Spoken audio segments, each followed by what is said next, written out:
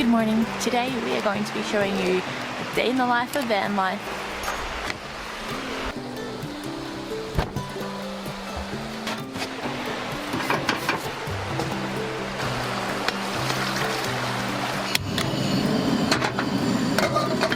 We're starting off our day with the super exciting task of doing our dishes from last night. It was way too cold to do dishes last night. It's so cold here that there is frost everywhere this morning, so that's our task this morning. Alright, breakfast time. We're having a very gourmet breakfast today. We're having cereal and oat milk. Some days we have much more exciting breakfasts like oats or eggs on toast, but we've got a big day ahead of us, so we're going to go nice and simple today. Alright, next up, brush our teeth. Now wash our face. On the tap. Oh, that is so cold.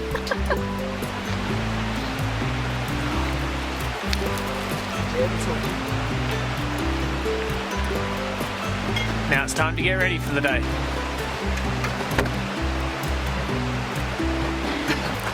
Much better. Alright, so the next task for the morning is getting the car ready for drive mode, which means putting our bed together, taking down our window covers, all those little bits and pieces, ready to hit the road.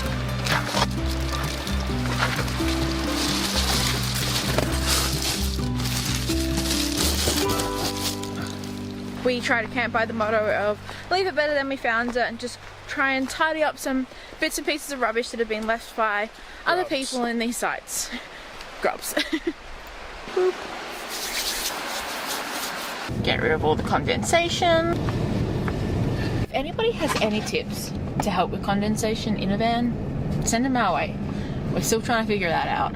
Now, because this trip doesn't really have like a plan, the next thing that we do is figure out where we're going for the day. This is our route for today. We're heading from where we are, which is just south of Princeton. We're heading towards Summerland. It's about a 2-hour drive. Still making our way towards Okanagan, ready for our winter work.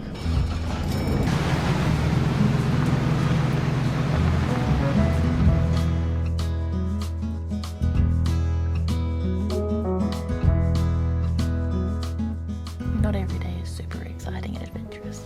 Some days I'll just come to the library and I'll work on editing. And I'll come to the laundry.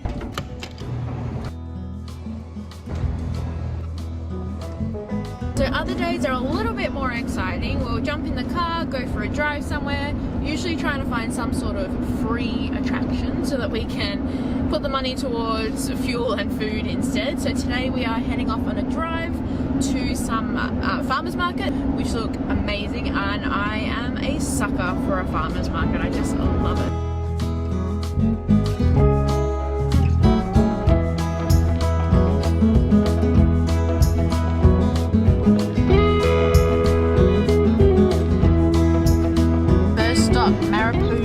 This whole street is basically like full of farmers markets, so basically just going to start at one, have a look, and just work our way through the whole town and keep looking. Not buy heaps of stuff at every single one.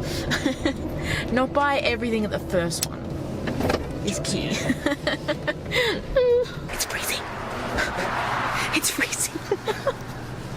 Look at all of this fresh produce. Look at these little weenie ones. Whoa, let's definitely grab a spaghetti squash. The warty pumpkins. Wow, how beautiful. Oh my goodness, what is that? It's a pumpkin giving birth to another pumpkin. But like, it's not like it's a one-off. That's a... What is this, guys? Does anybody know what this is? Please let us know. Like, what is this? There's just apples for days, guys. So many apples. And there's so much of everything. Tomatoes. Corn. How cool are these corns? Like, I just can't get enough of these. This is where I always get sucked into these things. Like, how delicious. We've got beetroot relish, cucumber relish, cherry jams, apricot chutneys, and they're all just like minimal ingredients. Settle for just one. Not happy about it. That's how quick you pick something. Ready? You see it? I got it. You're just picking honey. It's an easy thing to Look pick. at how many is it? Everything about fall in Canada is just all of these pumpkin displays everywhere. There's just thousands of them. Thank you so much. When you go to a fruit and veg market, but all you come away with is veggie samosas and pakoras. Ain't mad about it. I'm excited.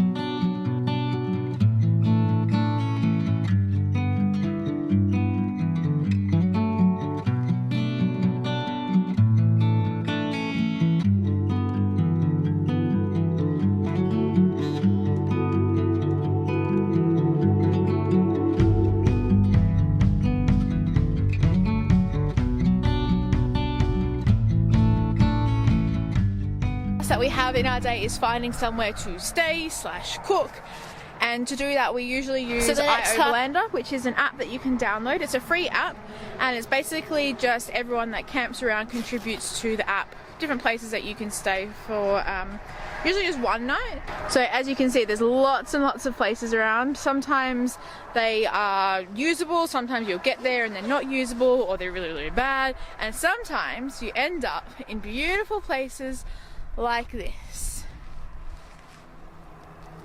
Isn't that so beautiful? Just like you. Aww. Usually we'll stay at like a paid campsite if we want to have like a hot shower, but other than that we just try to do free camping where possible. The next task for the day is to make some dinner. Tonight we're making what I have nicknamed a Santa's salad, basically because everything in the salad is either green or red. So we've got cilantro, some green tomatoes that we got from the farm that we were at a couple of days ago. We've got cabbage, onion, lime, beans, tomato, spinach, some leftover salsa that we've gotten along the way, and some pickled peppers. So it's kind of like a little bit of a Mexican salad vibe. Basically we're just going to pour this whole tin of beans straight into the pan. This is just beans and water, so there's no additives in it, so we can just pour it straight in and use it. And then we're going to add a tin of tomatoes and then season it with some taco seasoning that we purchased. Where did we actually get this one from? Was this in Granville Island. That's right. So we got this seasoning at Granville Island in Vancouver. While Brandon cooks up all the beans and the cabbage, I'm going to assemble the salad.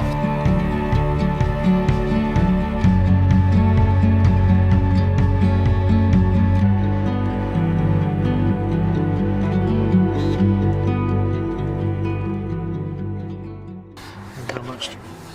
Lots, because you're hungry. Okay. Then we step into our dining room, aka The front of the van.